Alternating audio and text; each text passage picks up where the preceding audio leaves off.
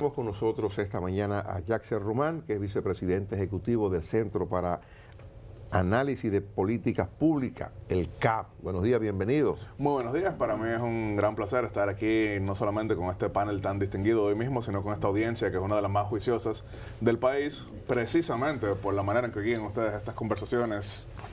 Pero además, usted maneja temas internacionales con mucha soltura, digamos que con mucha profundidad, y quisiera que iniciemos esta conversación abordando lo que está ocurriendo ahora, lo que ha ocurrido, lo que se ha dado con Irán, Israel en principio y luego la incursión de los Estados Unidos. ¿Qué proyecta esto para el mundo?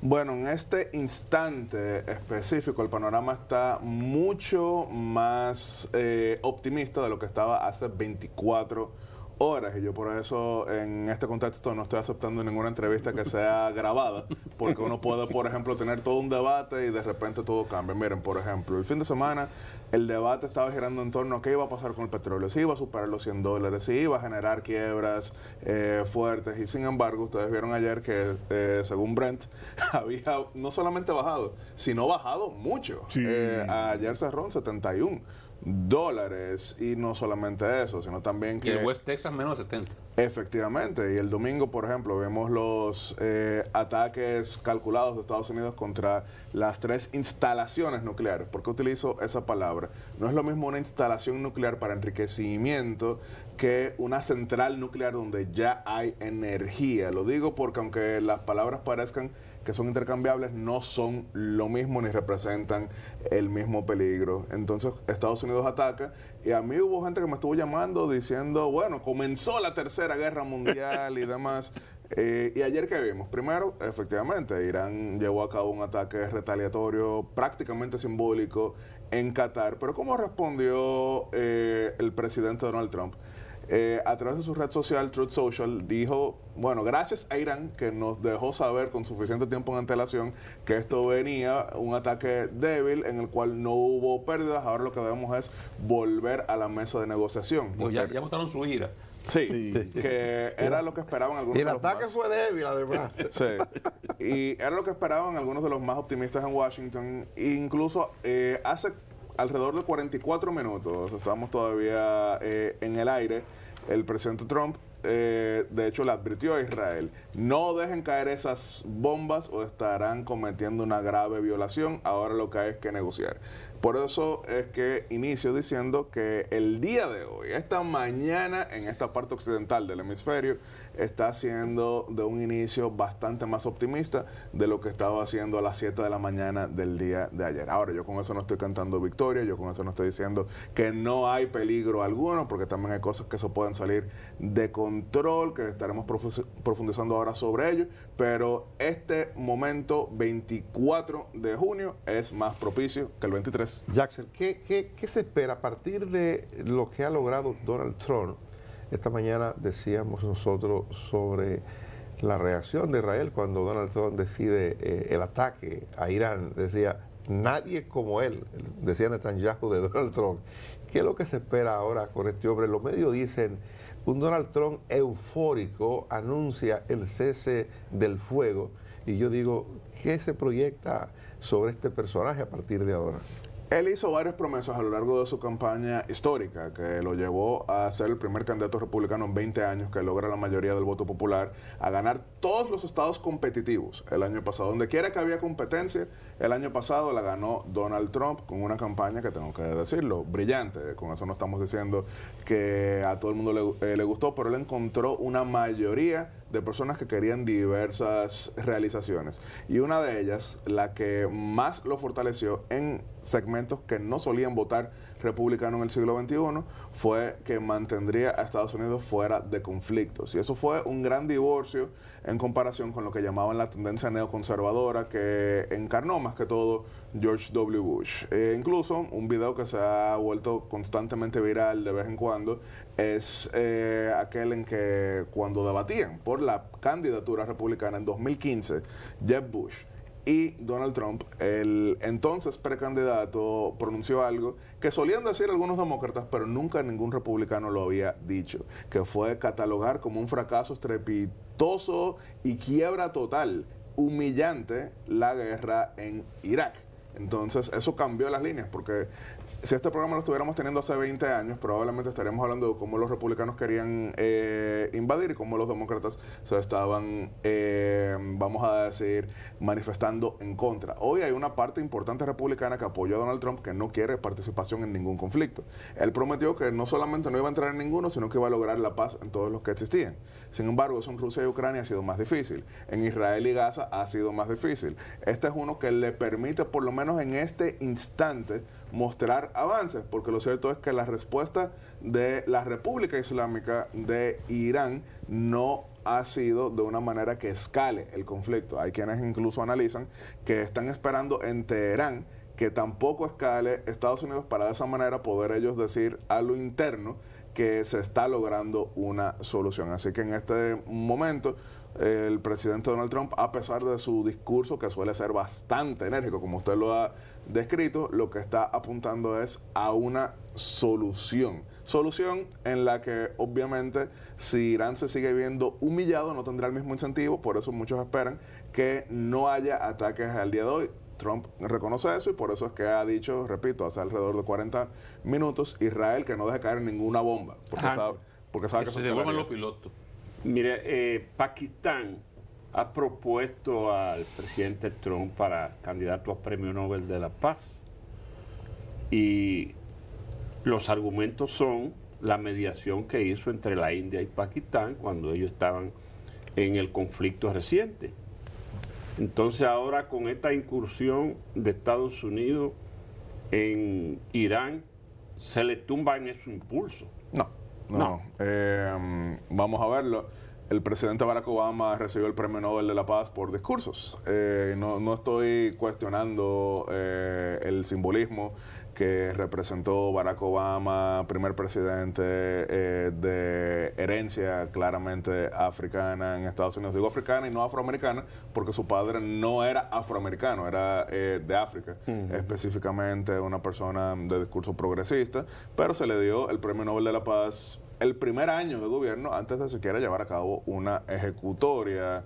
En el mismo caso, por ejemplo, de figuras más cercanas a nuestra parte del mundo, Juan Manuel Santos, presidente de Colombia, que efectivamente se le dio el Premio Nobel de la Paz en 2016, irónicamente, inmediatamente después de perder el plebiscito sobre el acuerdo con las Fuerzas Armadas Revolucionarias de Colombia, pero Colombia nunca dejó de darle de baja a los subversivos del ELN. Así que incursiones como estas, pero que al fin y al cabo contribuyen con cierta paz, yo no creo que le restarían. Ahora, con eso no estoy diciendo que tiene ganado el premio, lo que estoy diciendo es que en base a la pregunta, no le va a dar eso. Claro, en base a la pregunta que acaba de hacer, yo no creo que esa sería la razón. Mire, vean ayer, y vuelvo al tema de Irán, vi ayer una entrevista que le daba a Fox News J.D. Vance, Sí. vicepresidente de Estados Unidos, y lo hacía prácticamente de forma inmediata que terminaba o que Trump anunciaba el cese al fuego. Y él hablaba de un futuro diferente para la región, que él esperaba que Irán entendiera que ellos son malos en la guerra, en resumen, ¿verdad? Y que lo que le convenía era la paz y la prosperidad. Ya Trump ha planteado desde el principio de su gestión que Estados Unidos no está buscando cambiar regímenes, no está buscando ser policía del mundo e imponer sus criterios a los demás. Y un cambio de política en ese sentido. Y en este caso particular se ha dicho desde el principio que no intentan cambio de régimen. En ese escenario, se pudiera prever un acercamiento, porque es una realidad. Irán es un problema, ha sido un problema para toda la región, no solamente para Israel, para toda la región. Existe la posibilidad de que haya, a partir de esta realidad, de que Irán no es potencia militar, quedó muy, muy evidenciado, de que se retome un camino diferente de la convivencia en la región? Es todavía muy preliminar para vaticinar algo así tan contundente, pero lo cierto es que en esta administración, y lo repitieron a lo largo de la campaña, no apuntan a lo que serían estos cambios de regímenes que en administraciones tanto republicanas como demócratas le habían dedicado tantos recursos en el pasado. La razón por la que me estoy riendo un poquito al mencionarlo es porque si vimos las declaraciones del régimen de Nicaragua con relación a Irán, específicamente a Daniel Ortega, diciendo que se solidarizaban y que combatirían juntos al imperio, eso es llamativo, ya que en los años 80 ese mismo régimen era que le compraba armas de manera ilegal a quienes desde Estados Unidos querían seguir financiando la contra, que tenía como meta la remoción de Daniel Ortega, y eso fue un fracaso estrepitoso por diversas razones. Ojalá hubiesen triunfado porque Daniel Ortega es terrible, pero lo que digo es que es llamativo ese fracaso, como muchos otros que han tenido, donde por ejemplo sí lograron alguna remoción, pero después lo que llegó fue o un régimen peor que el previo, o también una situación más compleja, y es que sí, removieron el régimen, pero después lo que quedó fue una inestabilidad total y terrible. Entonces, a veces algunas de estas declaraciones, como las de J.D. Vance, como las de otros representantes de Estados Unidos, parecieran como que son tweets reactivos de inmediato, pero son el resultado de una frustración constante de la política exterior. Ellos lo ponen de una manera que lo pueda entender cualquiera, pero hay de hecho un gran respaldo intelectual detrás de este tipo de propuestas. En el caso de Irán, como usted bien menciona, es algo que a veces la gente pierde de vista, y es que si bien Israel es el enemigo que estamos viendo hoy en día, pero los mayores enemigos de Irán son estados árabes. Irán, que no es árabe, es persa, y su rival tradicional es Arabia Saudita, por una razón. Irán, con la argumentación de que de esta manera se protegía de posibles invasiones a través de sus estados vecinos de parte de Estados Unidos, financió desde los últimos 45 años a milicias irregulares en diversos estados. Obviamente Hamas en el territorio palestino, también Hezbollah en el Líbano, y los hutíes en Yemen, y desde luego una infinidad de grupos subversivos en Irak. Eso le generó grandes dolores de cabeza a todos los vecinos, y es por eso que no tiene tantos aliados como uno pensaría en esa parte del mundo. Así que estos tipos de llamados, en el sentido de que han apostado por la guerra, ahora apuestan por la paz, tienen un gran arraigo en Medio Oriente. Es algo que desearían buena parte de quienes están en Medio Oriente, y es algo que beneficiaría a Irán, que tiene una gran diferencia con Siria, es que todavía tiene recursos, a pesar de todas las sanciones, para resistir más tiempo. Siria ya estaba totalmente quebrado cuando cae Bashar al-Assad. Irán todavía no está quebrado, a pesar de todas las sanciones, pero obviamente lograr también este levantamiento, pues significaría pues quizá una mejor transición, ya que por razones biológicas se sabe que aunque no caiga el régimen en este momento, el Ayatollah Khamenei no duraría muchísimo más. 85 años. 86 años. Sí. Aunque bueno, aquí va a Mira, ganar por ya candidato está por bueno. 94. Sí, Ya- pero como sea. Y casi Mira, gana. Hansen, ¿qué se puede esperar del nuevo secretario general de la OEA, el Surinam, Albert Reading, Claro, que ha dicho que su prioridad A1 es Haití? claro. Esta semana es la Asamblea General de la Organización de Estados Americanos, que es la principal reunión de los países que en ese organismo hemisférico participan. En 2 ocasiones esa asamblea se ha llevado a cabo en República Dominicana, la más reciente en 2016. Hay un nuevo secretario general de la OEA, primer secretario general proveniente del Caribe, específicamente de CARICOM, como lo es Albert Randim.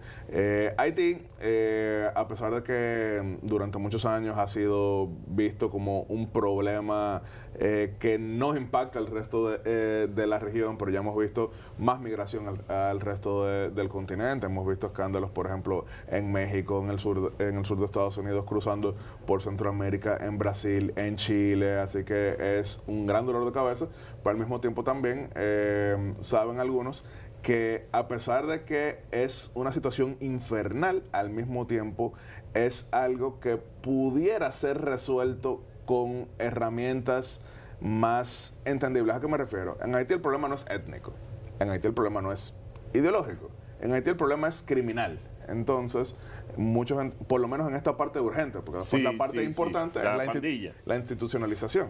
Solo que lo primero que hay que hacer en Haití es pacificarlo. Después de pacificarlo, ya la institucionalización. Porque de lo contrario, pasa lo que siempre hemos visto: violencia, intervención, pacificación, retiro de la intervención, retorno de la violencia.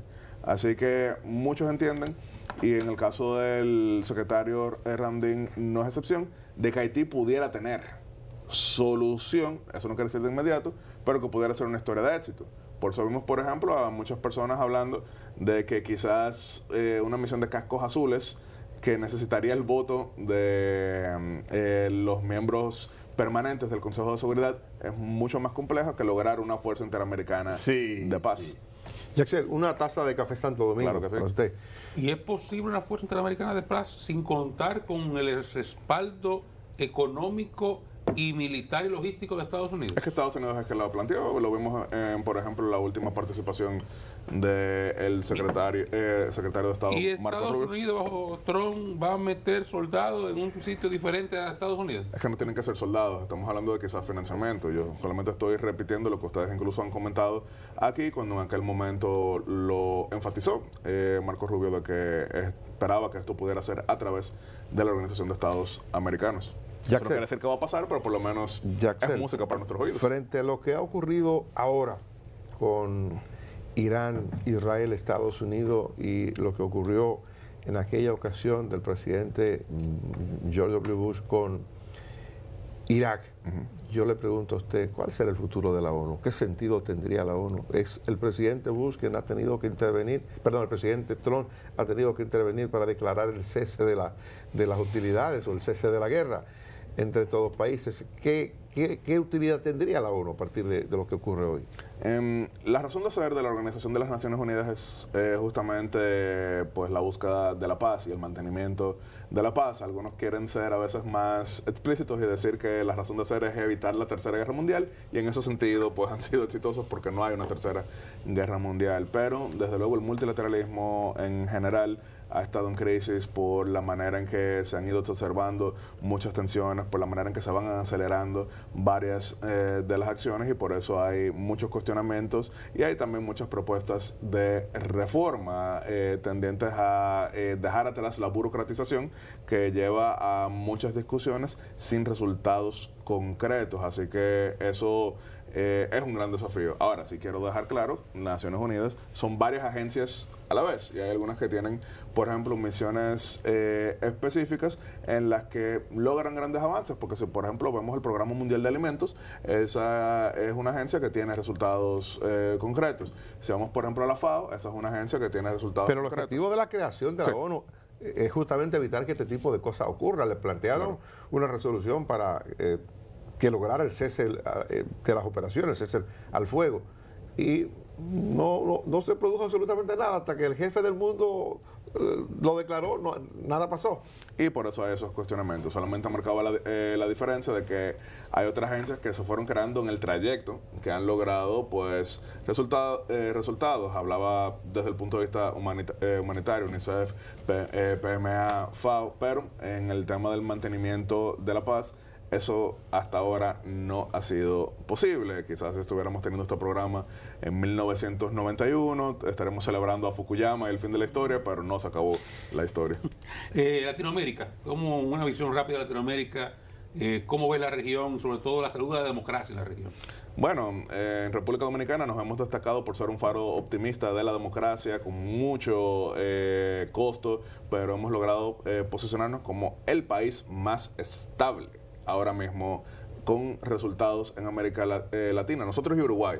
A lo mejor dirán algunos, bueno, pero por ejemplo Costa Rica, Panamá, no quiero hacer comentarios específicos, pero entraron ahora mismo hoy a los periódicos en Costa Rica, van a ver de qué estoy hablando. Este año hay 3 elecciones importantes en América Latina. La primera de ellas es Bolivia, el 17 de agosto, que después de 20 años de dominio político del movimiento al socialismo, ahora hay 5 candidatos que todos marcan entre 15 y 20%, hay mucha dispersión. ¿Hay balotaje en Bolivia? Sí, hay balotaje, así que ahora la competencia es por ver quién pasa a segunda vuelta. Están figuras como el presidente Tuto Quiroga, que viene frecuentemente a República Dominicana, Samuel Doria Medina, Andrónico Rodríguez. Después de ahí tenemos también elecciones en Chile, donde igual hay una fuerte competencia entre José Antonio Cast, Evelyn Matei. La izquierda define su candidato este fin de semana, o candidata, porque las dos principales son, las dos. Sí, Chile es el país donde más mujeres han sido candidatas mayoritarias,